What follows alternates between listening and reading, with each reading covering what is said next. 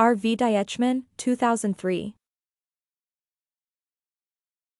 The appellant had been having a relationship with his aunt who was much older than him and was a drug addict. The appellant was sentenced to imprisonment for an offense he had committed, and the relationship continued during his stay in prison. She wrote to him every day and visited him. Unfortunately, his aunt died whilst he was in prison. A month before she died, the aunt gave him a watch. He reacted badly to the death of his aunt and had attempted suicide. He was released from prison a month after her death and began drinking heavily. He was also prescribed Prozac by his doctor. 2 weeks after his release, he was drinking with 2 men at the home where he was staying. They were dancing and the watch given to him by his aunt fell off his arm. The appellant accused Nicholas Davies of breaking it.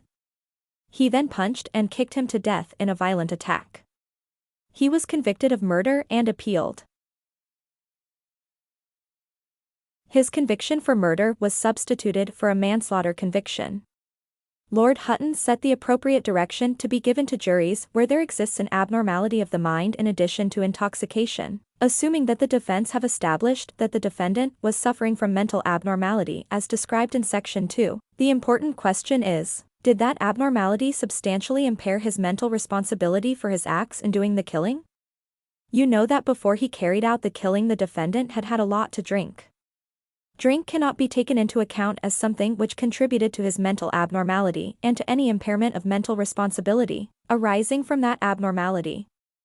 But you may take the view that both the defendant's mental abnormality and drink played a part in impairing his mental responsibility for the killing and that he might not have killed if he had not taken drink.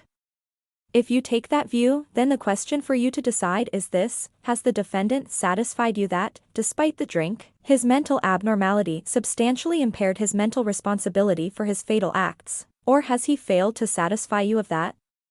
If he has satisfied you of that, you will find him not guilty of murder, but you may find him guilty of manslaughter.